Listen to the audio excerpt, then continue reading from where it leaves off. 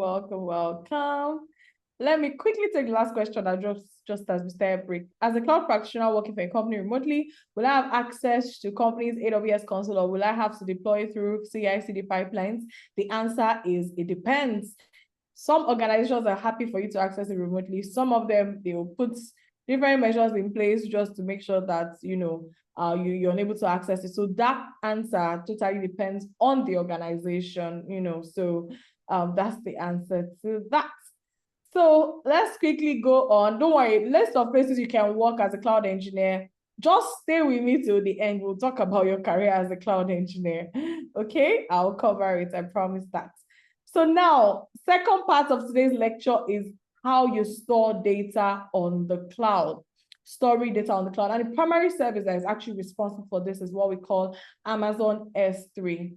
Now, today, for this part of the lecture, we'll look at what S3 is. We look at S3 buckets and objects. We look at versioning, is a concept in S3, very important concept. We'll look at lifecycle policies, and we'll look at what we call encryption. And then we'll also look at some industry case studies. Now, what does S3 mean? It actually means simple storage service.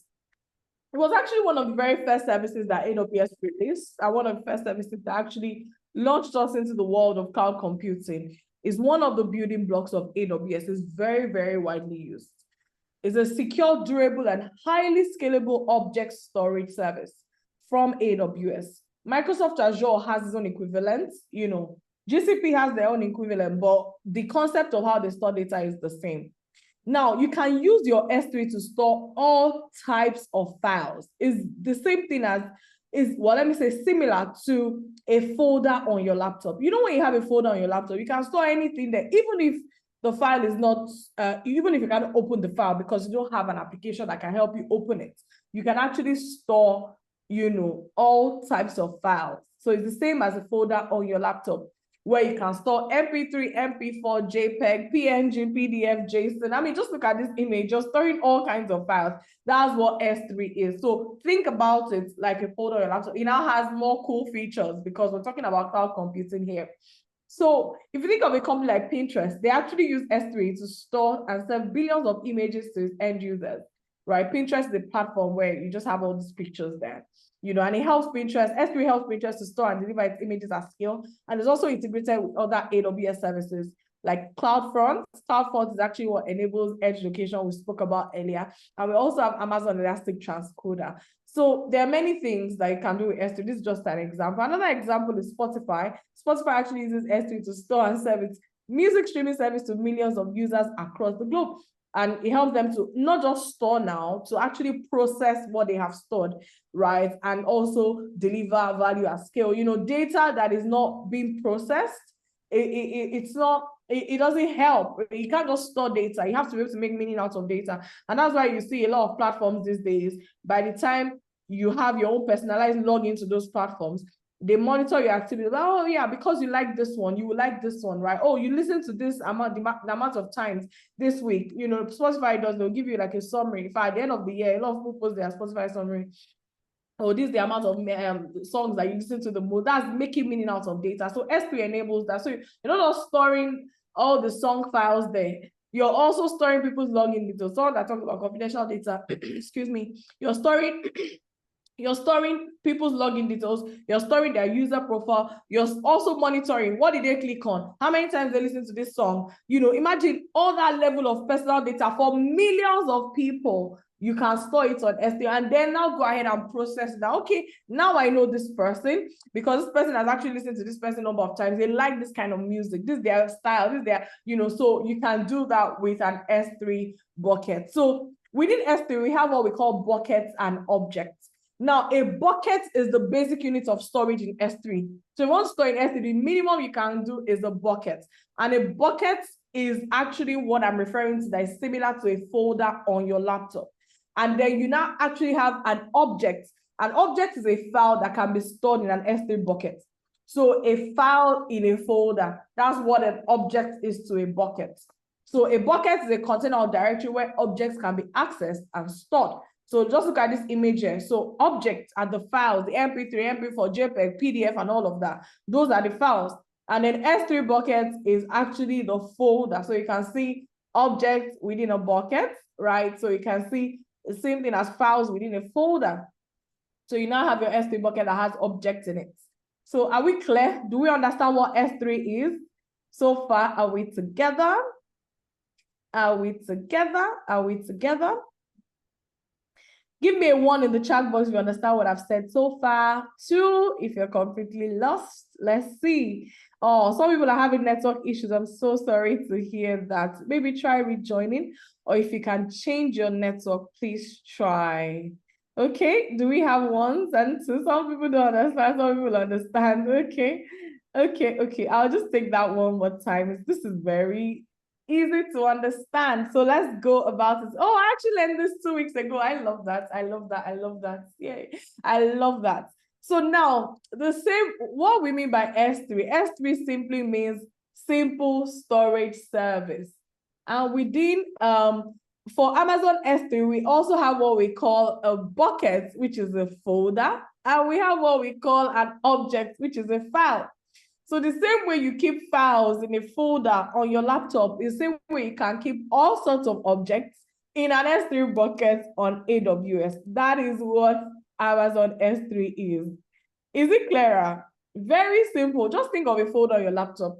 You use it to organize your files, isn't it? And then you can put all documents, you put in a folder, all music files, put in a folder, all movies, put in a folder. Do you see? Very simple and straightforward. Is it clearer now for those people that said, well, thank you, crystal clear? Exactly. So that's what Amazon S3 is on a simple level, but that's the foundation we'll build on all through. Okay, so now, as much as we have it as a folder, similar to a folder on your laptop, right? It now has a lot more cool features that now makes it so like, you're not wondering that we're still talking about the folder and a file here. So those are the different features that I want to talk to you about today, and a lot of the advantage is because you're running this whole thing on the cloud.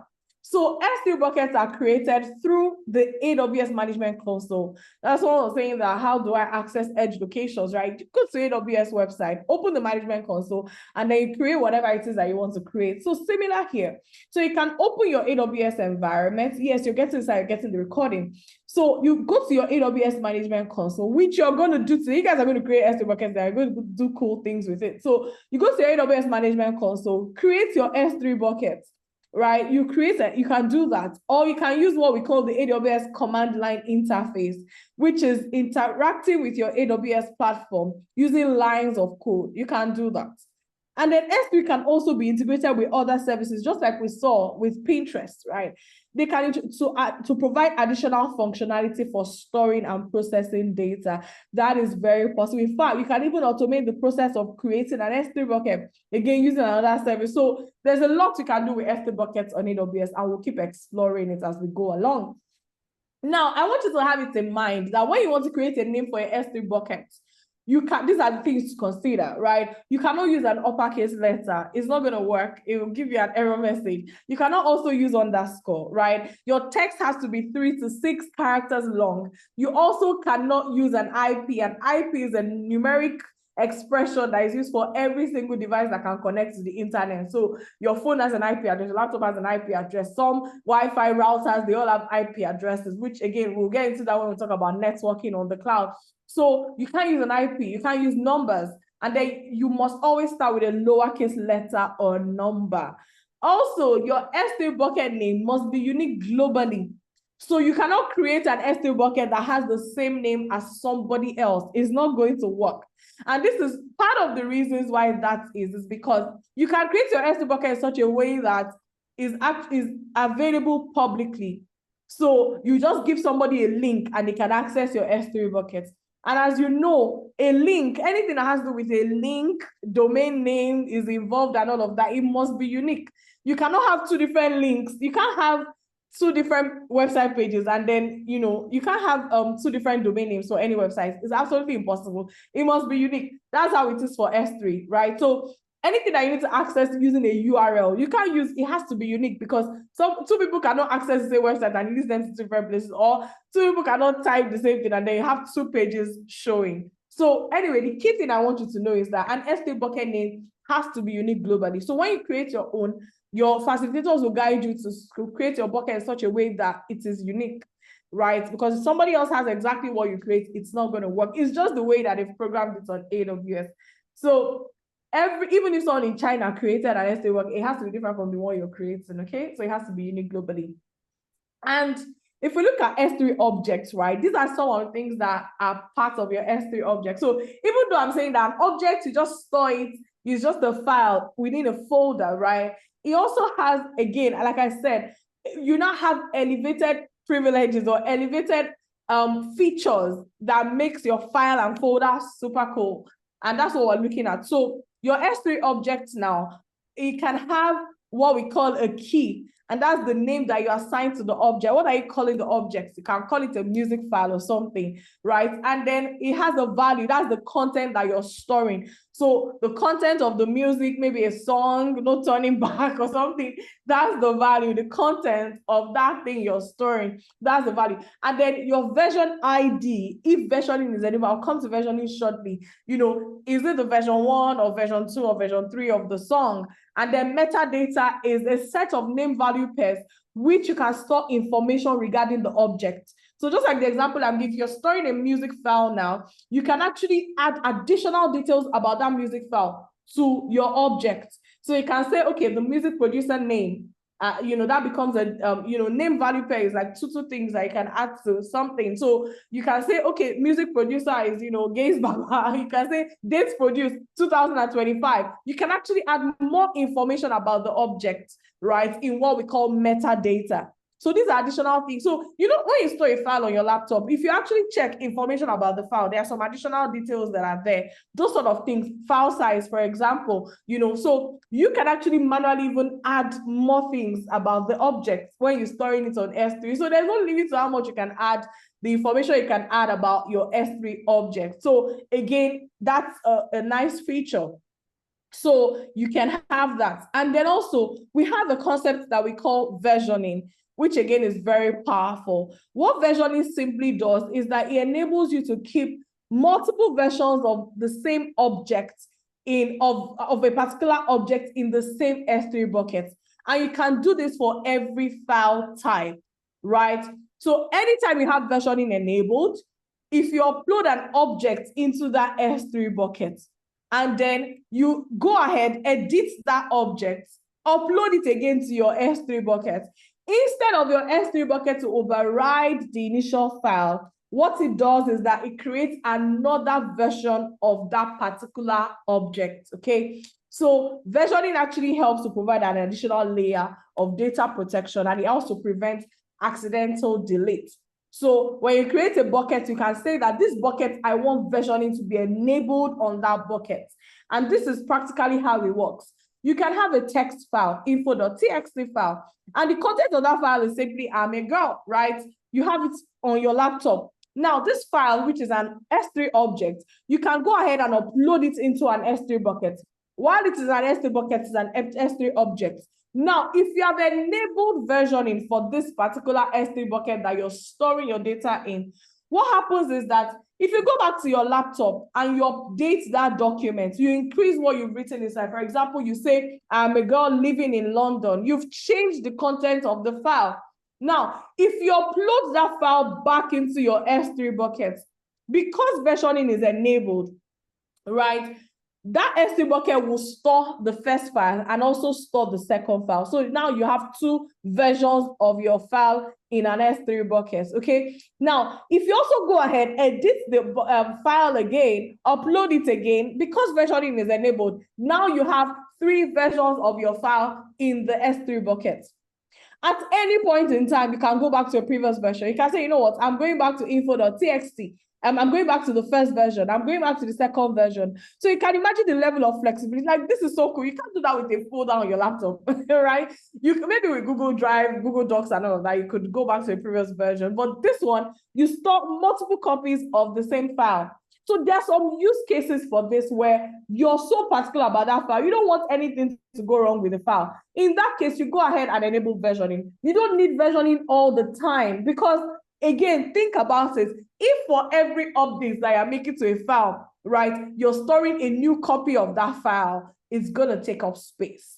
So as a cloud architect, some of the things that you're going to be doing, like I said, you define what happens. We teach you the concept, and then you go ahead and think about the scenario. And that's how it is in your AWS exam. You go ahead and think about the scenario that, okay, fine, you know, they will give you different scenarios. Oh, a company wants to store a file, you know, if the file should get deleted, it's going to be a problem. You know, everyone that was asking about how do you make sure things are not deleted, blah, blah, blah. This is also a feature, even though, of course, this is not disaster recovery, but these are some of the things you need to know that are available on the cloud. So an organization, they want to store a file, you know, they need all the copies of the file. They want to be able to go back to an old version of that file at any point in time.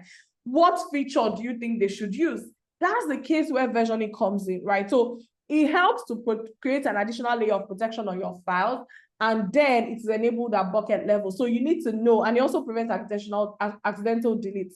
So speaking about accidental deletes, right? If you actually delete a file where versioning is enabled, what happens is that a delete marker is placed on that file. So anytime you have versioning enabled on a bucket, you cannot really delete anything in that bucket. What really happens is that a delete marker is placed on that object.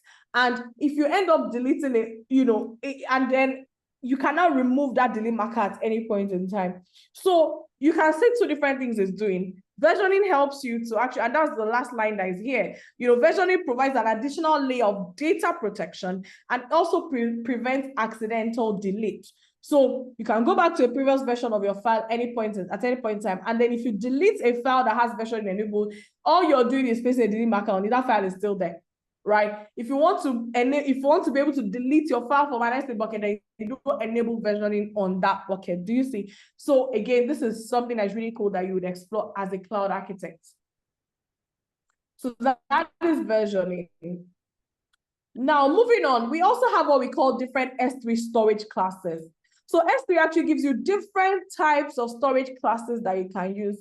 And all of these different storage classes, they meet different performance, durability, availability, and cost requirements. So sometimes you want to store a data on S3, right? Again, a file within a folder, similar to a file within a folder on your laptop.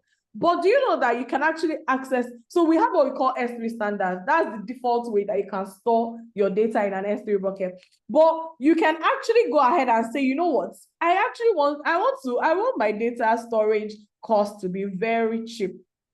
Whatever compromise they are ready to make, you can make. You can say for this particular data that I want to store, if you decide that data, you don't want to be able to access it every day, you just want to store it there and you access it once a year, you can get a cheaper option to store your data. So that's what we mean by storage classes. If you have a data you want to store, you're like, you know what, if this data should get missing, if this document should get missing, I don't care. I can easily create the document again. There are some files like that if it gets deleted, you don't even care, right? You can easily create it again. You can get a cheaper storage option for that. You can store it within one availability zone. And if anything should happen, you don't mind. Is going to be cheaper. So depending on what compromise you're ready to make or what consensus you're ready to make, what compromise you're ready to make, you can actually get cheaper storage options on S3. So this is another feature that makes it really cool. So you can choose from various options based on data access. How frequently do I want to be able to access my data, right? Resilience, you know, if anything should go wrong, how quickly can I get that data back? Cost requirements.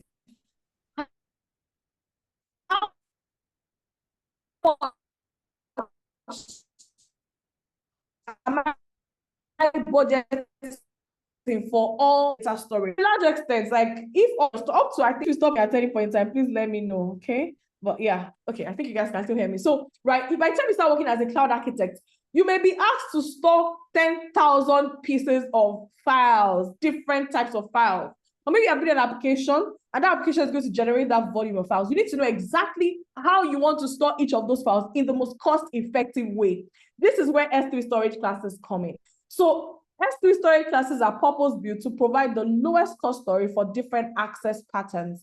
So for files that you want to access very frequently, you pay more for it. For files that you don't mind, I access it once a year, I don't mind, you know, all of that, you pay less for it. So because of that, we have about 7 different storage classes in AWS. So we have what we call S3 standard, we have S3 intelligent terrain, and so on and so forth. But as you go down these storage classes, the cheapest option is S3 Glacier Deep Archive.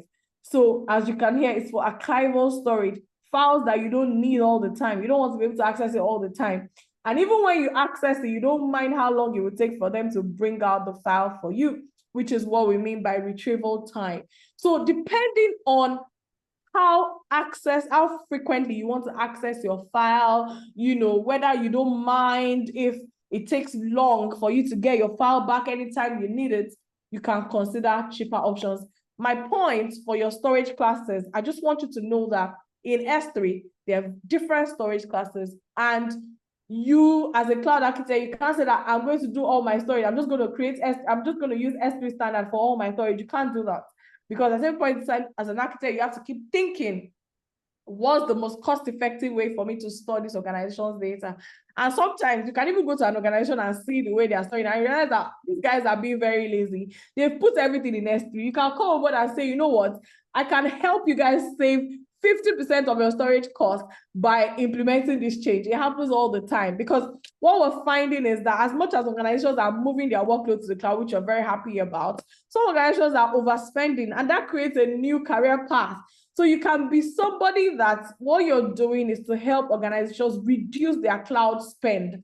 You will spend a lot on the cloud, unnecessarily so, if you don't understand that there are always options and there are always cheaper things. So in addition to saying you want to move to the cloud, right? We always tell people, keep an eye on your cloud spend, right? You don't have to spend tons and, you know, millions and millions of money just because you're on the cloud. You can actually be very cost effective, and it takes an understanding of the technical side of things and the cost side of things, okay?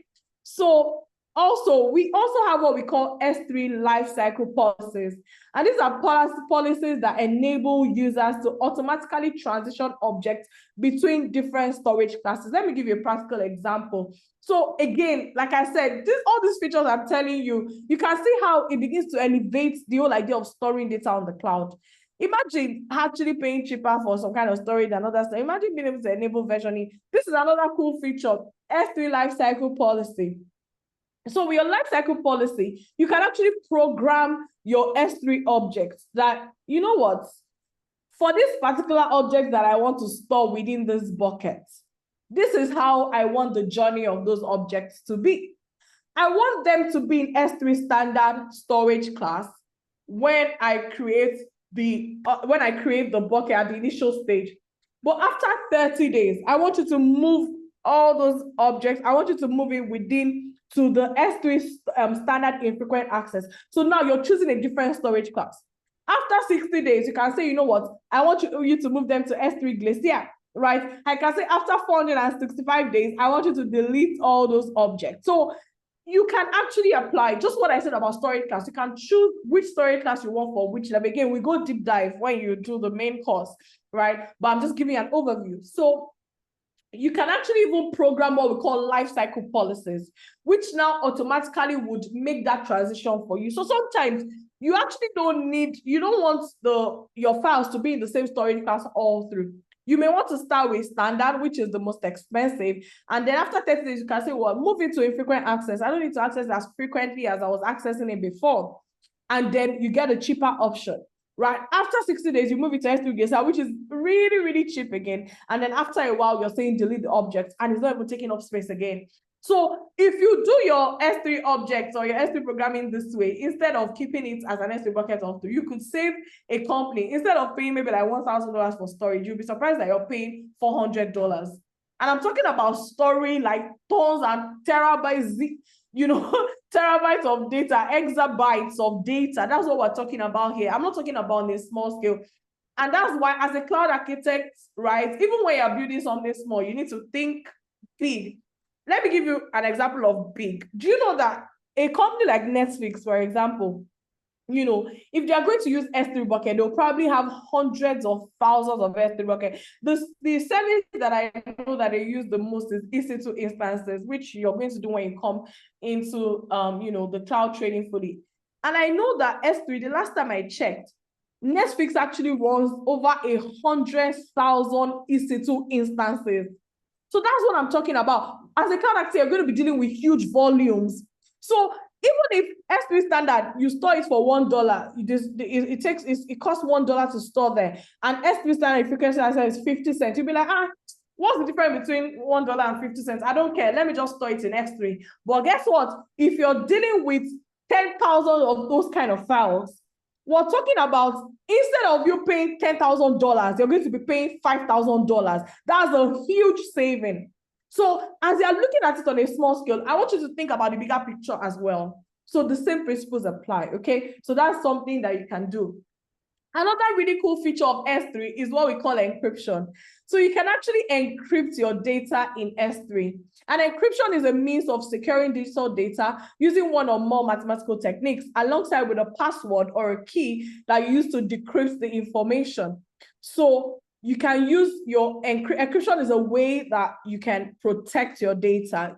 Now, anytime you think of encryption, look at this image on the right. Just think of it like padlock and key. It's very simple. So the same way you want to secure a property, what do? You have a gate and then you put a padlock on the gate and then you go away with the key. That's what encryption is. So the way you have digital data, you can secure it, right? Using a padlock in quotes, encryption, and then you go away with the key. So that's what we call the decryption key. Whoever wants to decrypt that information, they must have the key in order to decrypt it, okay? So, and there is a whole lot of things around how to store your encryption key and all of that so that nobody accesses it. But that's the same principle. So I'm teaching you principles right now, you know, in terms of, so this is something else you can do with S3. You can actually encrypt your data on S3. You can encrypt it while in transit, you know, you're moving it to and fro an S3 bucket, or you can encrypt it at rest, you know, your data is stored in an S3 bucket, you can encrypt it right there. So the encryption process actually translates information using an algorithm that makes your original information unreadable. So once anybody sees an encrypted, you have a file, it has confidential data. You don't want anybody to see, you can encrypt that file. So anybody that's looking at that file, they won't be able to understand what is there.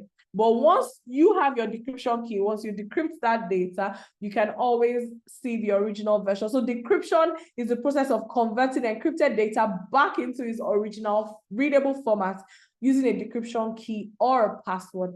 So encryption is also really cool. Again, these are things that just differentiates from a folder on your laptop. I know in some cases you can actually put a password on a folder on your laptop, right? That's what we're talking about. So this is the cloud version. You have some really, really confidential things and you want to make sure that is encrypted. You want to make sure that nobody can access, nobody can read it. You enable encryption.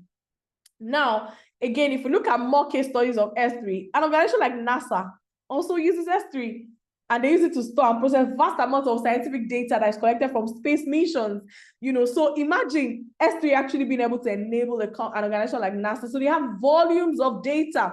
Again, they have to make that decision. Which one are we putting in S3 standard? Which one are we putting in this and that? So that they can maximize the costs and not spend too much on the cloud, right? So NASA uses S3. Another organization that uses S3 is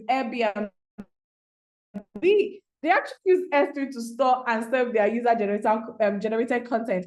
You know, Airbnb, right? Platform for, home, holidays, bed and breakfast and all of that. So they have photos, they have videos, they have reviews, and they use S3 for that.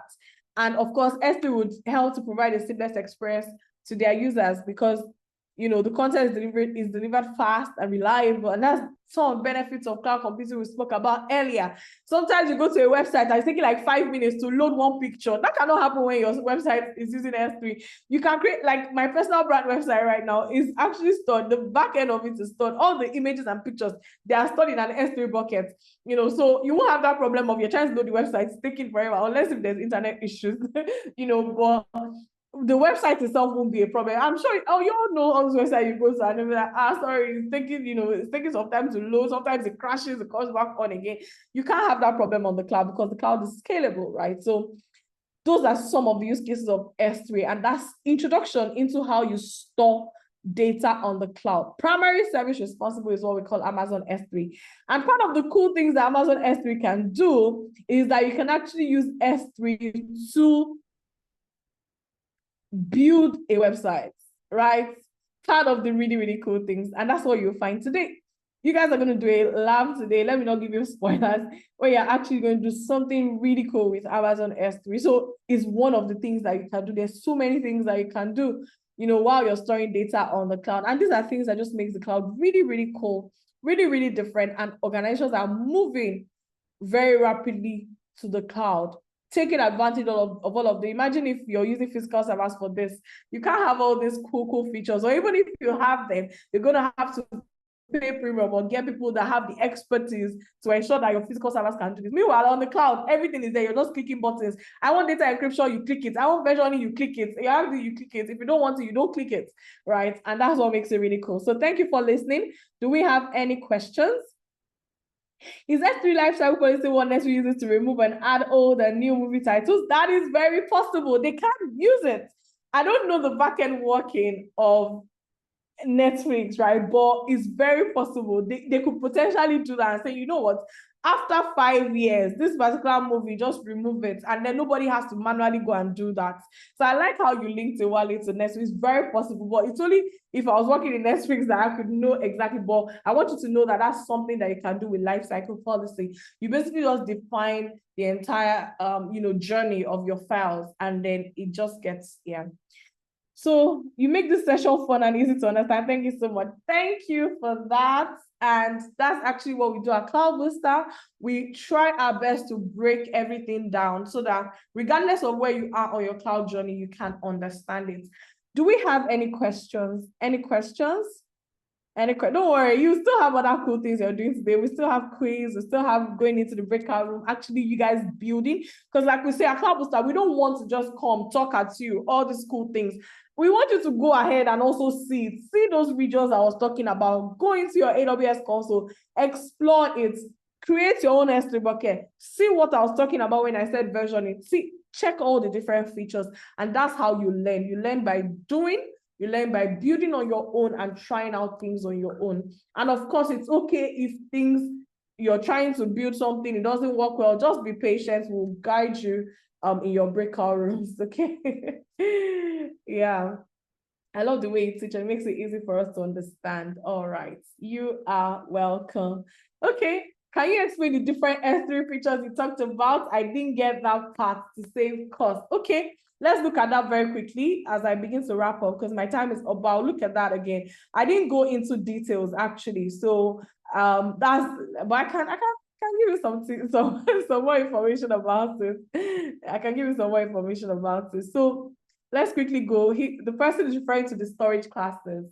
The person is referring to storage classes. So now, what I was saying here is that you can decide the kind of storage class that you want to use to store your S3 and studying whatever it is that you're trying to store, right? And understanding, okay, the key things you need to understand is how frequently do I want to access this file?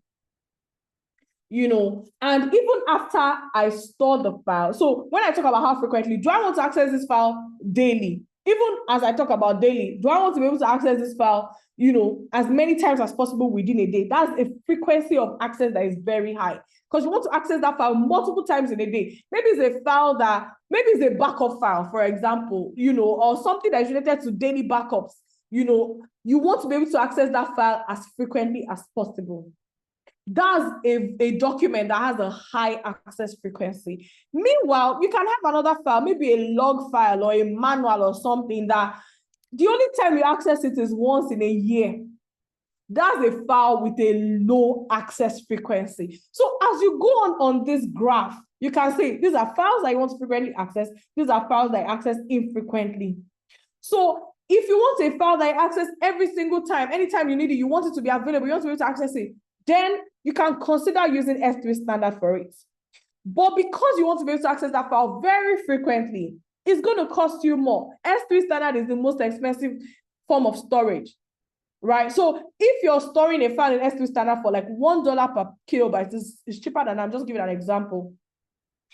For a file that you're only accessing once a year, if you put it in Glacier Deep Archive, you can be paying 1 cent per kilobyte. Do you see what I'm saying? So you have to now, so this should drive you to always think about any file I want to store. How frequently do I want to access it? That's one factor to think about. Another thing to think about when we look at the storage classes, your retrieval time. So again, when I need my file, how long do I want to wait for before getting my file back? Any file that you store within S3 standard, if you want to get it back, you get it instantly. It takes milliseconds to have your file back. But if you store your file in Glacier Deep Archive, the retrieval time is long. Sometimes you may need to wait minutes or hours to get your file back. Again, because you have gone for a cheaper option, those are the compromises. You see, so these different stories, I've used two extra, right? And they have their range in terms of cost and all of that. So you have to critically look at what you're trying to store. If what you're trying to store, anytime you need it, you want to be able to access it in seconds, then you're not going to go for Glacier because, you know. But anyway, to your additional resources or the files that we upload for you, I'll just put an image for you guys of, you know, the different retrieval times, you know, for each of these different storage classes. But I just wanted to understand that anytime you're dealing with S3, you can choose. You have options that makes things cheaper, that makes things more affordable, and just works within the boundaries of what you're actually trying to do. Okay, so I hope that helps. I hope that helps. All right, so let me just check if you have any questions. Oh, when you say a file, remember the example I gave at the beginning. Anything is an object. MP3, MP4, like anything, even a jar file. Like you've created an application and you've wrapped the application, or you've containerized the application and you just want to store it somewhere. Anything at all. Remember the image I showed at the beginning. All kinds of file types: JPEG, picture, document, text file, anything at all is an object, and this applies to everything. Do banks use this kind of storage? Absolutely. Absolutely. I used to work in a financial services company, and we had thousands of S3 buckets because it's the primary mode of storage. We have thousands of it. So we had all this, we even created an automated way of creating S3 bucket. You get to it when you get into DevOps. We had Jenkins job that you just trigger the Jenkins job and you create an S3 bucket for you. We used it a lot. Sometimes you're doing things on AWS. You will say that the output of what you're doing on AWS, let it be stored in an S3 bucket. You will do it when you get to Jenkins in DevOps, right? Part of the DevOps tools that we use. So yeah, banks use it significantly. Okay, media companies, I gave you examples of Spotify, gaming companies, NASA, businesses, they use S3 bucket, right? For storage. It's the primary mode of storage on AWS. So they use it significantly. Okay. All right. Thank you all for listening. Let's take another. Okay, no. I think at this point you're going to your quiz session. I'll just hand over back to Ife. And yeah.